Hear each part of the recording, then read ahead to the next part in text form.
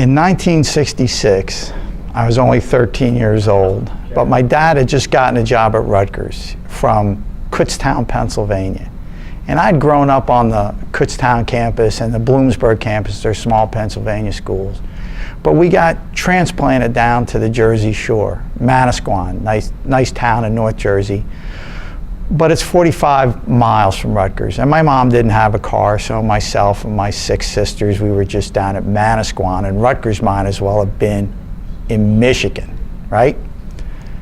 But then finally the season starts. And I don't remember how my mom gets a car, but myself and my older sisters get to go to the first game of the season in 1966, which was traditionally Princeton at Palmer Stadium. 50,000 people in the stadium, 20, 30,000 tailgating outside, Rolls Royces, silver chafing dishes, all the Princeton alums in their beautiful orange blazers, a golden fall day in New Jersey, and now I'm walking around the Princeton campus and I'm gonna watch Rutgers play Princeton. Here's what I remember about the game.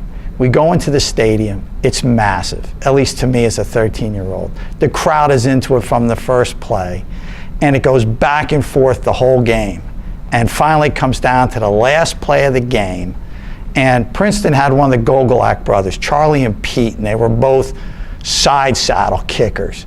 And I remember watching Gogolak line up this field goal to win the game, takes a side saddle step and boots some like 45-yarder that curves in over the goalpost. Princeton wins, the field is stormed, the goalposts are turned down, and I go, I'm gonna be playing in this game when I grow up, and I'm coming back and we're not gonna lose to Princeton. That's what I thought when I was 13. And then, 5 years later, I got to come to Rutgers.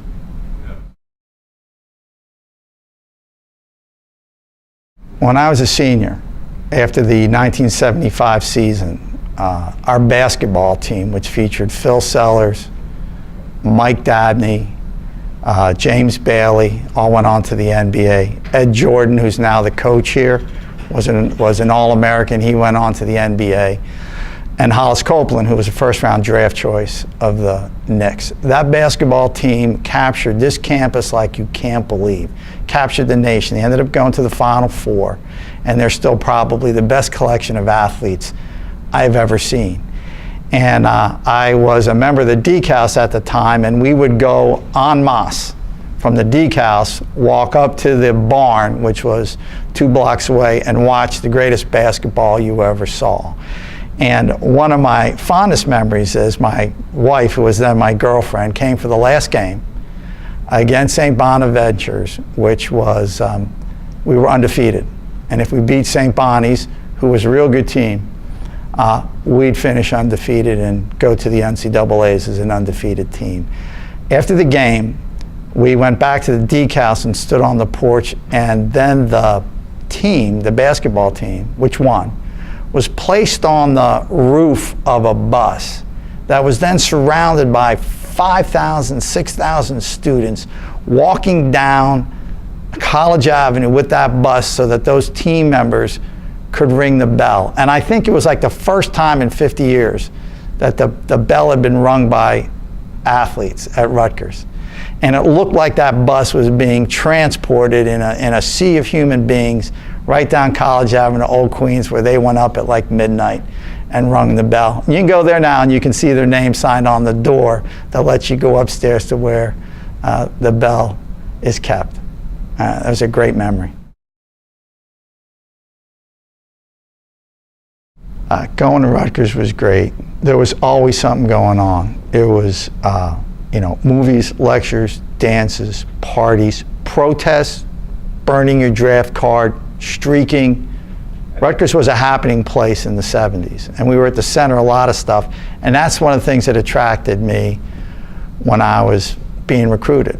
Rutgers was like a big environment, and there was a lot going on politically at that time as well. So it might have been the 3rd or 4th day of classes, and I'm walking from Demarest down College Avenue to get a bus, because you have to bus everywhere then. And I think it was the bus to practice, but I don't remember for sure.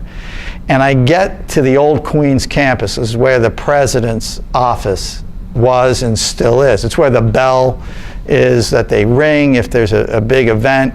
And it was at the time the center of the universe here in Rutgers, New Brunswick.